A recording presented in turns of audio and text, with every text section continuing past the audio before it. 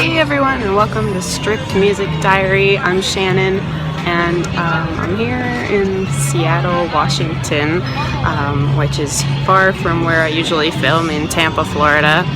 And I'm here at the Emp Museum. It's the Experience Music Project, and I'm standing up because I'm going to show you what the building looks like. It's really cool. And I'm going to take my headphones out of the headphone jack here too. So this is what it looks like here.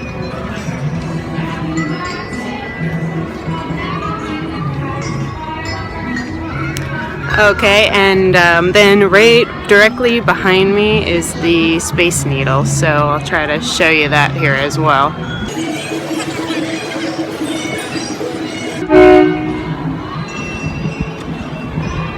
There we go. That was tricky. So I've been in Seattle for 2 days now, and it's hard to take a lot of videos while I'm walking around. The city is very, very walkable, and sorry, there's a monorail going by, but the city is very, very walkable. But the only thing is, there's a few things that are kind of disconnected, and you definitely have to be committed to walking. So that's definitely, not a problem for me, but it might be a problem for some people. So just keep that in mind if you plan on coming here. It's about 75 degrees here right now and breezy. It's beautiful. However, the weather can be pretty difficult from what I understand, and it stays dark for very long hours in the winter. So just plan your trip accordingly.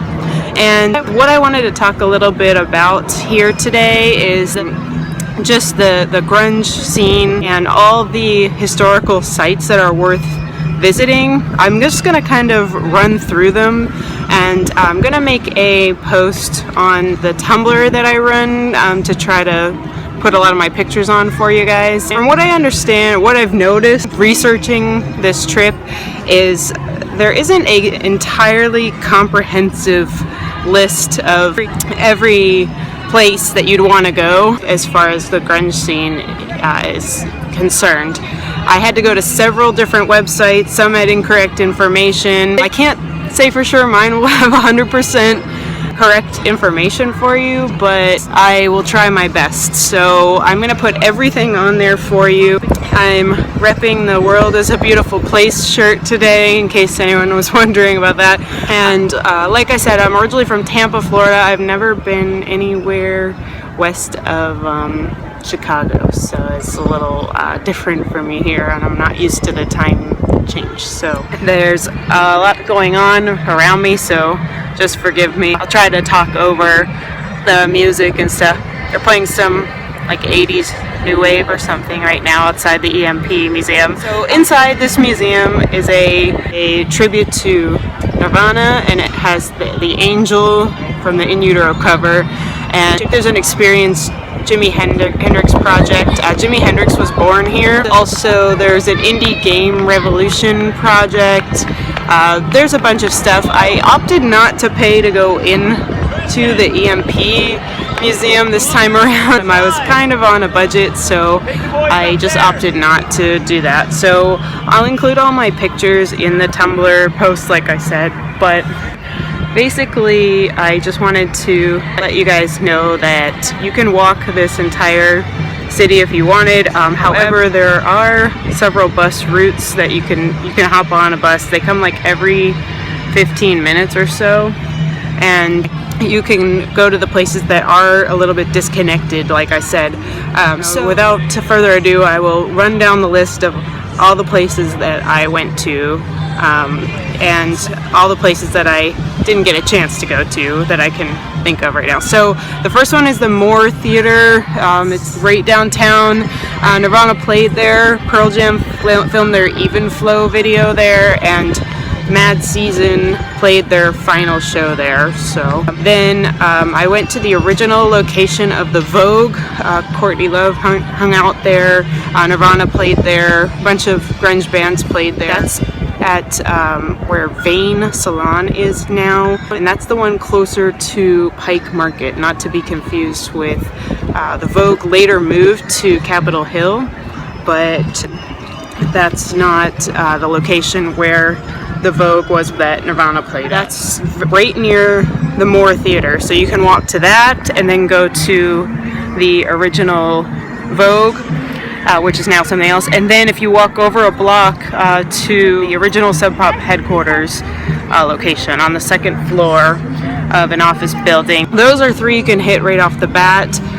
Then another location you can walk right over to is the Showbox Theater. It's right across from Pike Place Market, and then make your way up that same road where Showbox is. I believe it's over by Pike Place Market. It's like First, I think.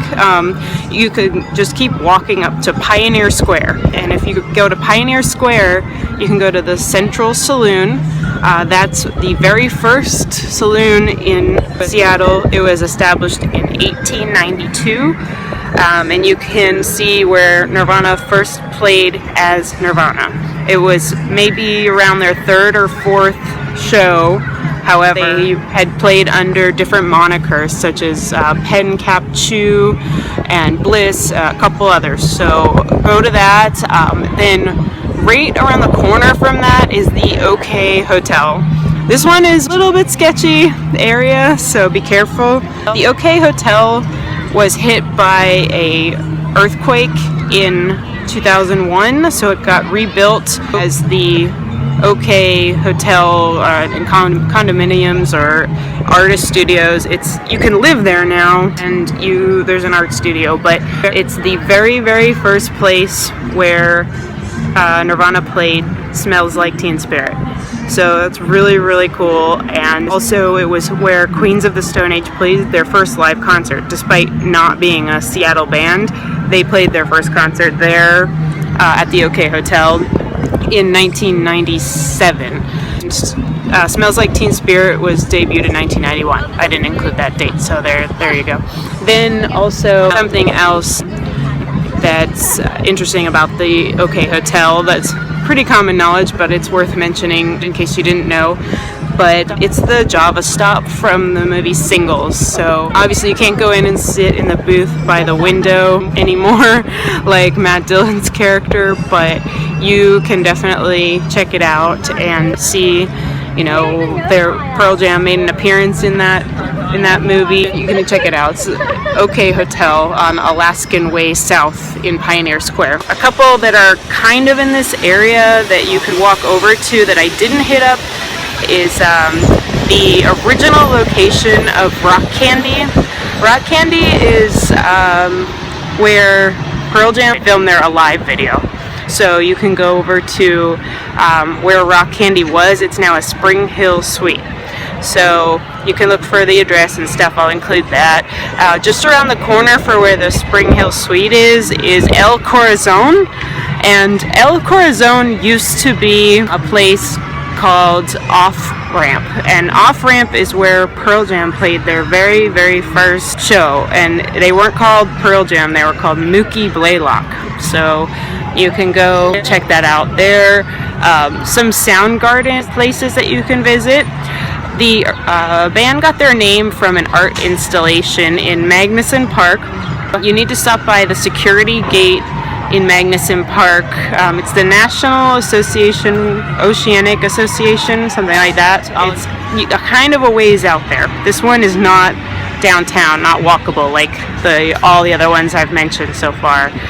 We Ubered there, but there is a bus which it takes much longer, but it's much cheaper. So it takes you right there, and you walk out, and it's a big art installation with giant metal structures with organs inside, and when the wind blows, the organs chime and it sounds like an electric guitar.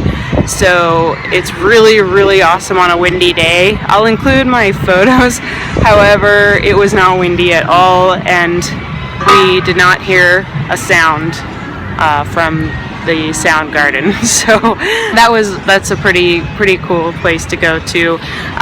From there, another Soundgarden place you can go is the Asian Art Museum in Volunteer Park. Now, this has never really been confirmed, but it's still really cool. You can go and check out it's like an art sculpture, and it's called the Black Sun, but it's never been confirmed. It's only speculated that the band got their song Black Hole Sun, or at least the title, from the sculpture there. But if you stand exactly right with the hole in the middle of the Black Sun, you can see the Space Needle perfectly inside. So either way, it's really cool. And you can climb the observation tower in that park for a really awesome view of the skyline. And it's one of the only free places to get a view of the skyline.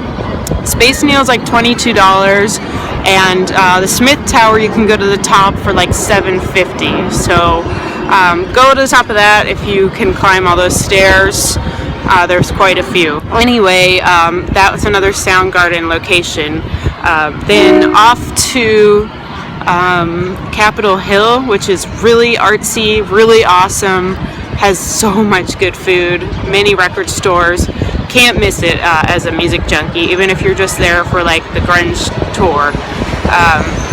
And head over to Capitol Hill, and then you can head over to the Jimi Hendrix statue, and that's going to be over on Broadway, and it's a pretty cool bronze statue, and you can walk right over. Then you can walk over to Nemo's. Lots and lots of bands played at Nemo's, and it's still operational, which is awesome. You can walk over from there to Linda's Tavern.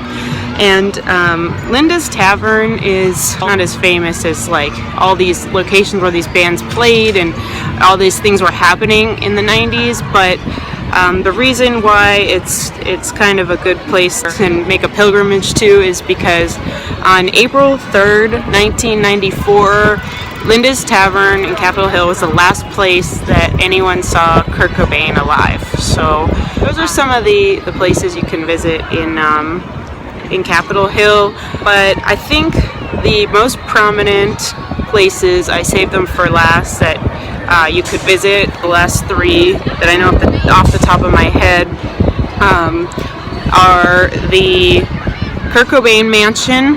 It's over on Lake Washington, south of the park where the Soundgarden is, not walkable. It's very isolated. You have to kind of Uber or bus over there, but you can go to the park across the street, Veretta Park, and there's a bench there where people write on, they pay their respects. It's a memorial bench to Kurt Cobain. Then his mansion where he passed away is across the street, so you can go there. And then over in Fremont, you can see where Bleach was recorded. The other two that I really wanted to mention were Discovery Park. Discovery Park has a lighthouse in it, and it's where the entire video Hunger Strike by Temple of the Dog was filmed. And I didn't make it up there. You can take a bus, it takes a little while from downtown, or Uber, or take a cab or something, but once you get there, it's a 1.5 mile walk to the beach. They do not allow cars inside Discovery Park, so definitely make a trip out there if you're a big Temple of the Dog fan, if you want to recreate the Hunger Strike video. And last but not least, and right in Seattle that I went to that I feel like everyone should go to while you're here, and that's going to be the Crocodile. And the Crocodile has hosted numerous shows. It was co-owned by the guitarist of REM until 2007. Now it's reopened as the Crocodile Cafe, and so it's technically still there since the 90s, but it did close and then reopen. Now Sean Kinney from Alice in Chains is a co-owner with the gentleman who puts on the block parties in Capitol Hill, the big block parties where they have bands play in the streets and stuff like that. I know that you guys might comment and let me know about some other important places. But like Aberdeen, Washington, where Kurt Cobain is from, however, that's much further north. These are kind of just the city locations, so you can check them out. There's a place called Object. It's kind of like a pop-up shop. It was the original home to Black Dog Forge, which is a blacksmith shop that still exists, but it moved down the street. And the significance of Object is in the basement. It's where Pearl Jam and I believe Soundgarden too used to play, but I know for sure Pearl Jam. So you can go there as well. I didn't quite make it over there. Those are kind of the places that you should check out. I'm gonna kind of do a 360 here before I go, but make sure you check out our Instagram page. I'll put the link below, and hit subscribe. I'm gonna try to make some more videos in the next week or so after I put this one up, down in St. Pete, Florida, so look out for those. I went and saw the Kills while I was here. I'm gonna put some of those videos up. They played at the Showbox Soto last night. It was awesome, and I'll put up a little review of the show and on the Tumblr and link it with that video. So just those are some of the upcoming things, and thank you guys so much for watching. This is a long one, so appreciate it. I'm gonna go ahead and do a 360 here and let you guys go. Okay, all right, so here we go.